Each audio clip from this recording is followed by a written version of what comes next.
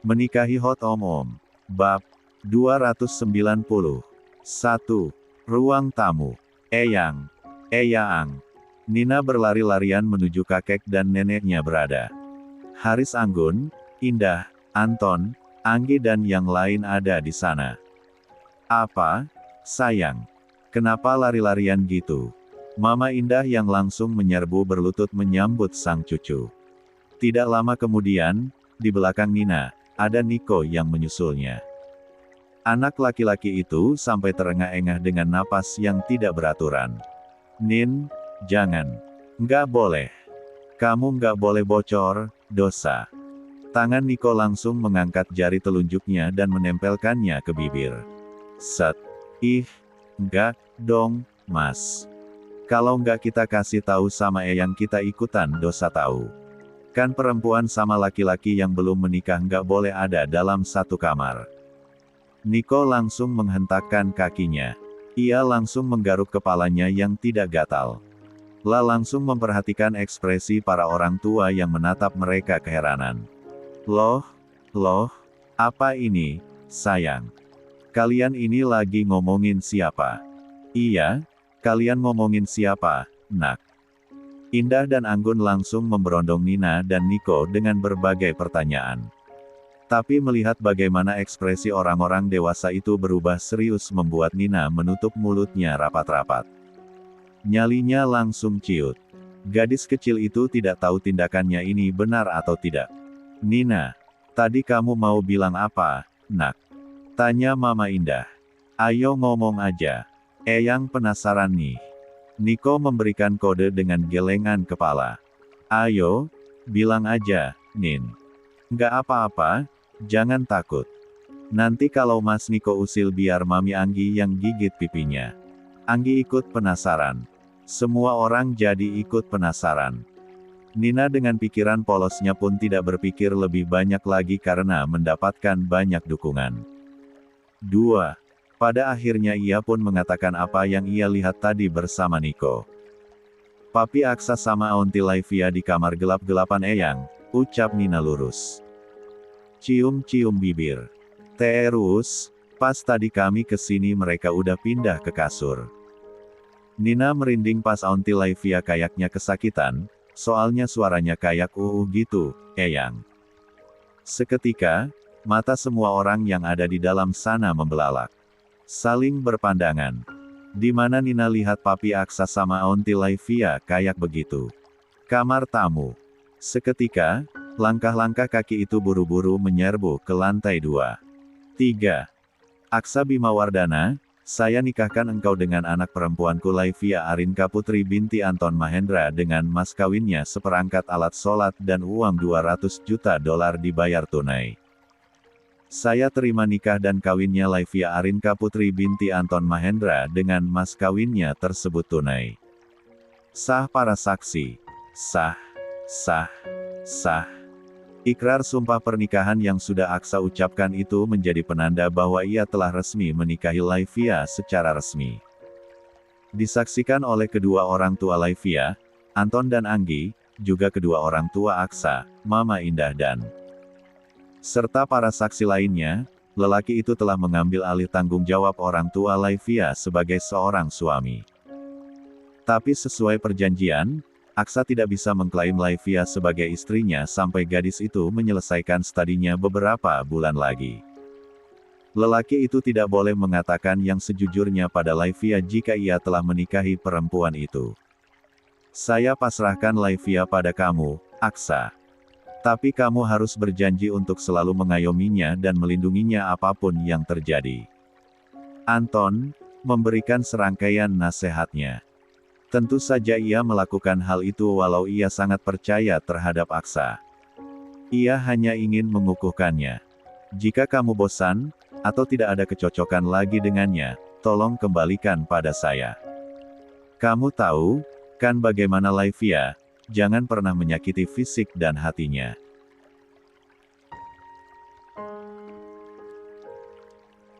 Dia akan patuh padamu karena dia memang mencintaimu. Aksa yang kala itu hanya mengenakan setelah kemeja berwarna putih dengan peci yang terpasang di kepalanya mengangguk mantap. Baik, Mas. Saya ayah mertuamu, Aksa, bukan abangmu. Aksa terkekeh pelan. Tapi lidahnya kaku untuk mengucapkan sebutan yang diminta oleh Anton. Panggil saya Papa. Baik, Mas. Baik Anggun, Anggi, juga Haris terkekeh. Mereka tahu sekaku apa Aksa. Hampir nyaris sangat mirip dengan Mahesa. Maksud saya, Pak. Nah, begitu, Aksa. Aksa menghela napasnya pelan. Membingkai senyuman di wajahnya. Sedangkan para orang tua yang lainnya ikut tertawa. 4. Nanti Mbak yang akan urus semuanya, Aksa. Perihal surat menyurat Laivia, semua bisa diakali. Soal tanda tangan buku nikah itu, bisa diatur. Kamu terima beres. Anggi mulai ikut bicara. Ia juga antusias atas pernikahan yang dicetuskan oleh Anton oleh karena Aksa melamar putrinya kala itu. Niat baik Aksa tidak ingin berlama-lama melajang setelah semua tabir antara perasaannya dan Laivia terungkap disambut oleh orang tua wanita itu. Untung saja, semua berjalan sebagaimana mesti harapannya walau ia diminta untuk menahan diri lebih dulu. Makasih, Mbak. Aksa kembali menarik kedua sudut bibirnya. Terima kasih telah memudahkan dan merestui semua. Sama-sama. Tolong bahagiakan Laivia selalu, ya, Aksa. Dia sangat menyayangi kamu. Anggi mengusap-usap lengan Aksa yang duduk di sebelahnya. Kamu tahu, bahkan sampai saat tadi dia berangkat praktik ke rumah sakit, diam-diam lihat foto-foto album kalian berdua di kamarnya. Dia berusaha melupakan kamu karena masih berpikir kamu punya orang lain. Tapi jauh di dalam hatinya, pikiran dan hatinya masih aja tetap penuh tentang kamu. Laivia, Laivia, Laivia. Hanya itu saat ini yang menggema di kepala Aksa. Ya, perempuan itu benar-benar mempengaruhi hidupnya. Bukan hanya sekarang, tapi dari awal mereka berinteraksi.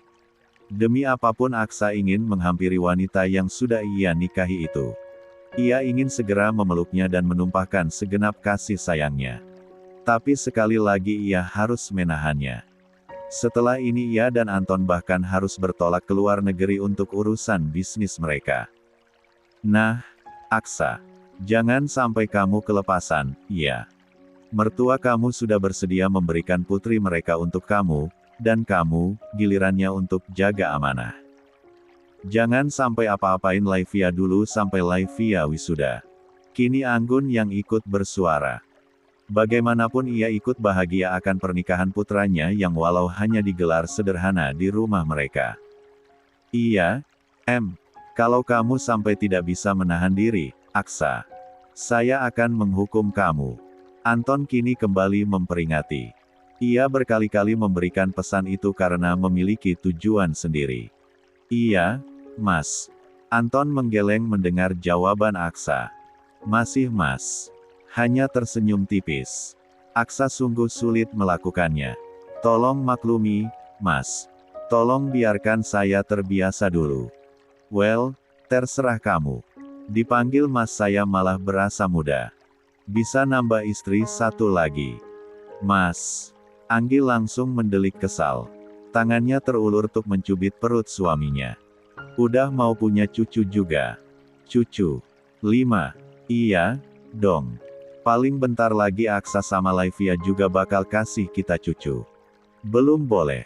2 bulan lagi. Nggak yakin bisa Aksa puasa selama itu. Artinya dia siap dihukum. Kayaknya dia bakal lebih milih dihukum sama kamu. Semua orang kembali tertawa. Rumah Anggun yang dijadikan tempat akad nikah itu terasa hangat oleh hadirnya orang-orang tertentu. Bukan hanya mereka yang berkepentingan, tapi juga ada sahabat-sahabat Widya dan juga Laivia. Mahesa dan Widya bahkan juga ada di sana. Step, lo jangan sampai kelepasan sama Laivia kalau dia udah dihalalin.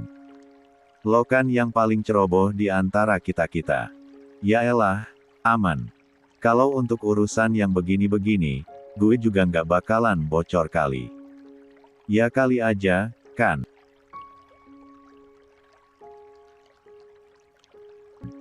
Ilo sama Laivia kan gak bisa ada rahasia banget. Perkara kancut ilang aja lo lapor Laivia. Ih, itu bukan daleman, itu bikini tupis tahu, gimana sih lo? Kan gue beli kembaran sama dia. Makanya gue tuh kayak kasih tahu dia kalau besok pas mau renang bareng mungkin gak bisa samaan. Emang jadi ke Bali? Jadilah. Selesai dia wisuda kita langsung berangkat. Obrolan para sahabat Laivia jelas terdengar oleh Aksa. Ia yang merasa sudah menjadi suami Laivia langsung menimpali. Tapi saat itu adalah waktu saya dengan Laivia, Stefani. Mungkin kamu harus menunda rencana kalian. Kan Mas Aksa nggak boleh ngaku dulu. Stefani langsung protes tentu saja. Bukankah boleh setelah Laivia wisuda? Yah, jadi kalian bakal honeymoon dong. Aksa mengendikkan bahu, sedangkan yang lain tertawa melihat Stefani yang menepuk jidat dengan bahu yang merosot. Tenang aja, Mas Aksa pasti tetap butuh bantuan kita kok buat bawa Laivia ke Bali, ya kan, Mas? Siska kembali menimpali.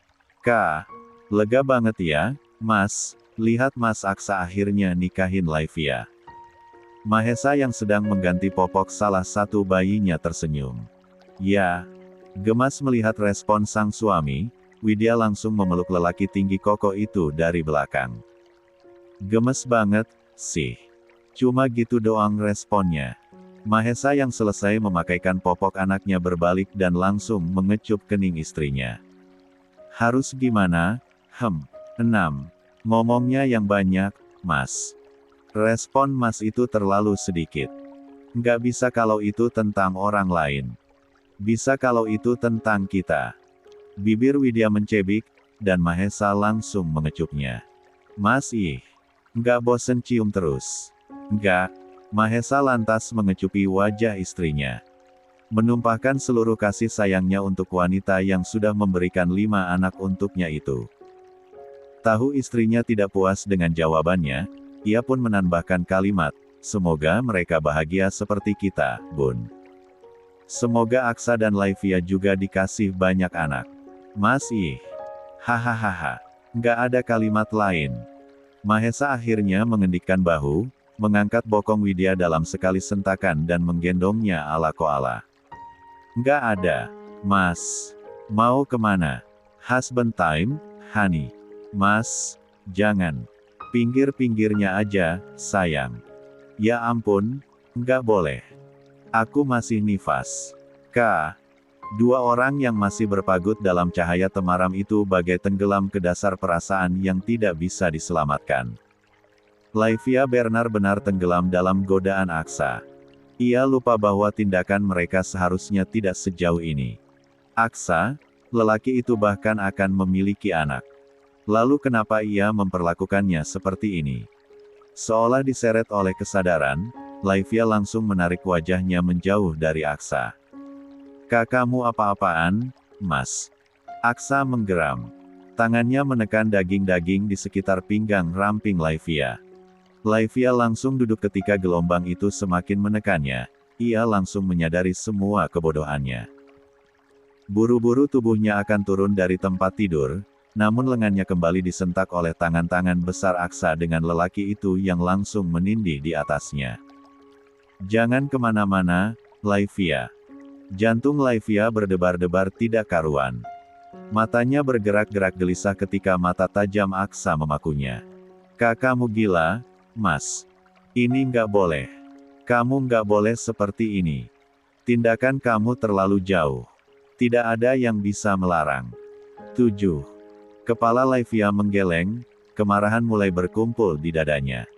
Jangan gila. Kamu bahkan sebentar lagi akan punya anak. Kamu punya istri, dan kamu bertindak seperti ini ke aku. Ya, saya memang punya istri, dan berencana punya anak.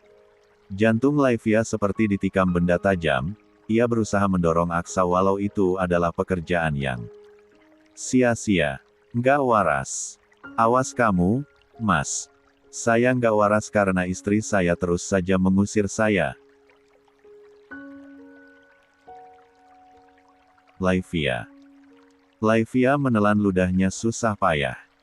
Seperti ada ratusan pecahan kaca yang sedang tertelan bersamanya. Kalau gitu rayu dia. Bukannya malah berusaha mengkhianatinya. Saya sedang berusaha merayunya. Dan dia masih berontak. Kening Laivia berkerut, semakin tidak mengerti arah bicara lelaki ini. Aksa menarik satu bibirnya ke atas, tersenyum miring. Ia merasa gemas atas kebingungan Laivia. Kamu tahu, Laivia, istri saya itu semakin cantik ketika dia sedang marah seperti ini.